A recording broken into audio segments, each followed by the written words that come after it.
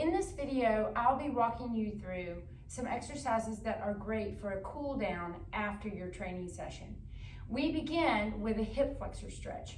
First thing you're going to do is line up your front leg in a 90-degree angle, and your back leg is flat on the floor with the foot tucked under. From the side view, it looks like this. From here, what you're going to do is tuck your pelvis under, and you can use your hands here to guide you into that motion, keeping your shoulders stacked over your hips. And when you do this, you're going to feel a load immediately in this hip flexor. So you're going to barely push forward just a little bit, come out of that, and go into it again. Keeping our glutes tight and our abs tight, we should begin to feel this hip flexor stretch. You want to keep those shoulders again stacked over your hips, not leaning forward. And then when you've had enough of that hip flexor stretch on that side, go ahead and release it back. Take the other foot forward and do the same thing on the opposite leg.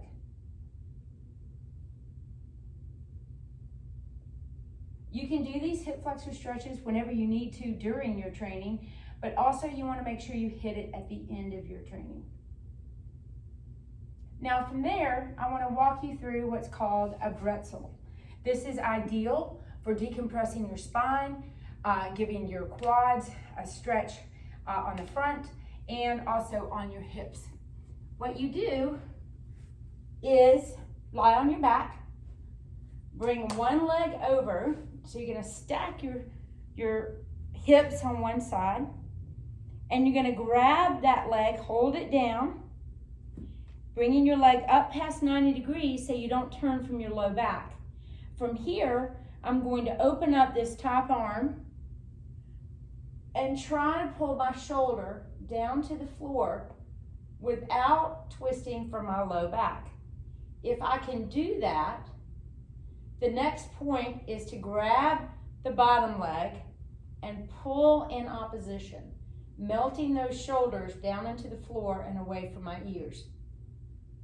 Pulling in opposition gives me that anterior stretch on my quad and also a stretch above on my hip. More importantly, I'm working thoracic rotation and causing a decompression in the spine, which is very healthy for our back. You want to deep breathe here, 3 or 4 deep breaths.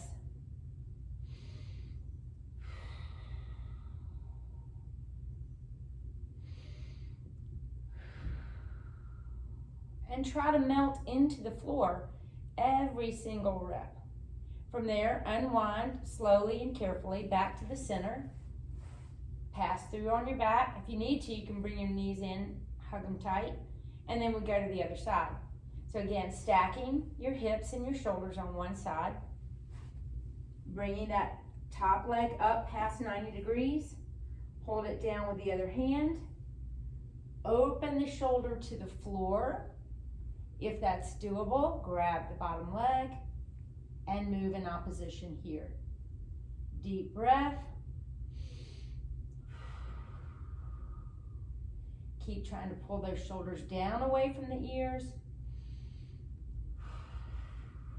Pull in opposition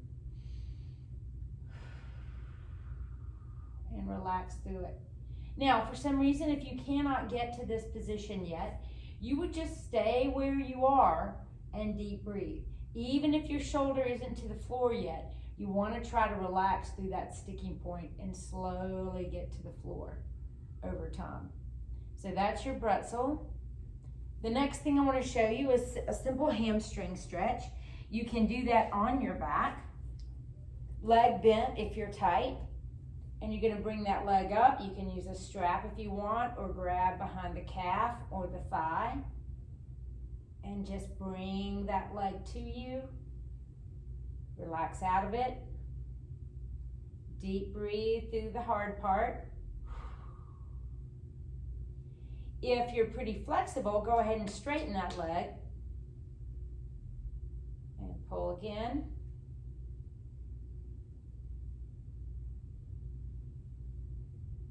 want to spend some time here if you're tight, and then switch sides. So the other leg comes up. Again, if you're tight, bend this knee. If you're flexible, go ahead and straighten it out and pull toward you. From here, let's go into a glute stretch. We refer to these as figure 4, where you're basically taking your leg over across your knee, bringing that leg up, and you'll feel the stretch in the leg that's across your knee. Deep breathe.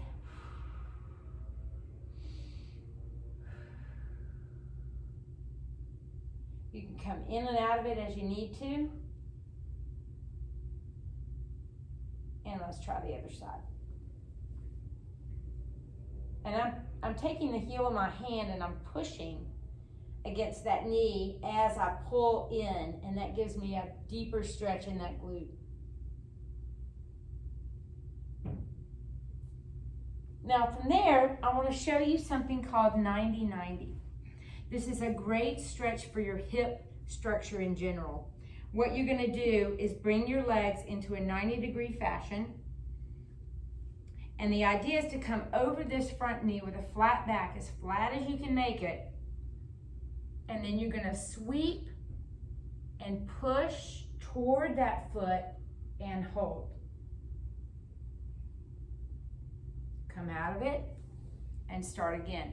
The key to feeling this stretch in this hip the right way is a flat back. If I come over in a round back, I'm not going to get anything out of it. You must press through that flat back, pull toward your foot and hold.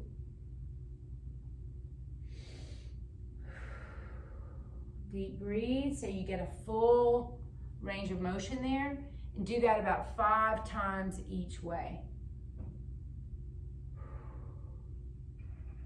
Switch sides, 90-degree angles, come over, flat back, press toward your foot and hold. Deep breathe, come out of it, and do it again.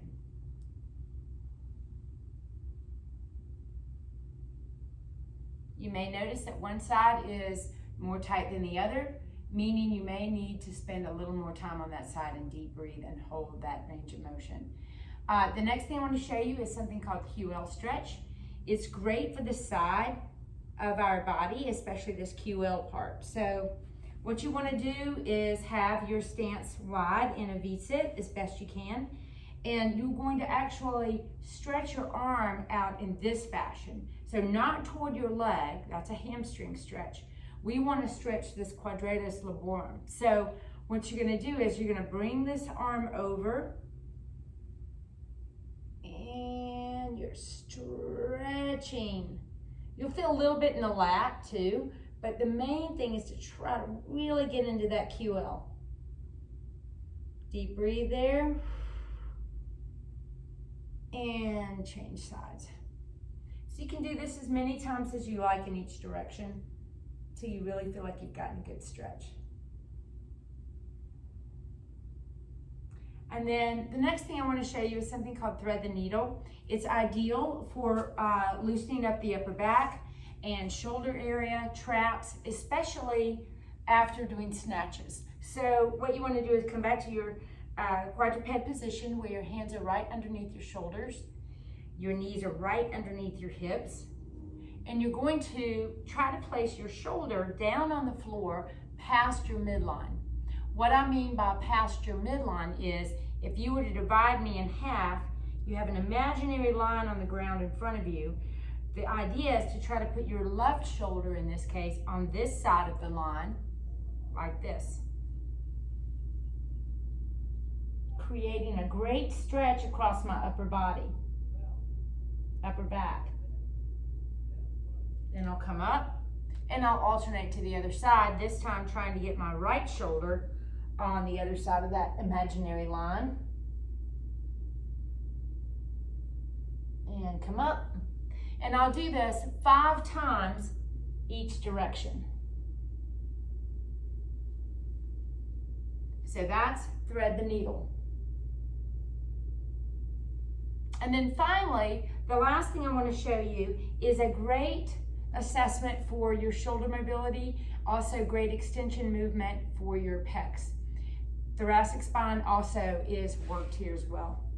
You're going to come back to your back, bringing your legs all the way over to 90-degree angle, stacking your shoulders and hips. You're going to glide this top hand out, creating another great stretch across your lats and your upper back. And you may want to do that 3 or 4 times. Slide out with a deep breath.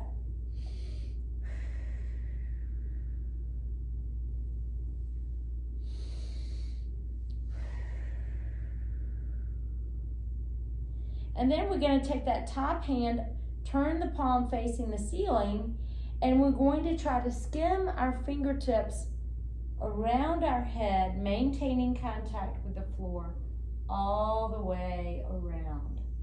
If you can do this, you have great mobility in your thoracic spine as well as shoulder mobility, and you'll also feel a very nice load or stretch across your pecs here.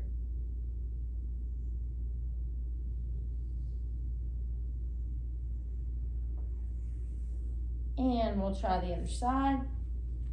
Hug your knees in. Go to the other side. Stack your shoulders and hips.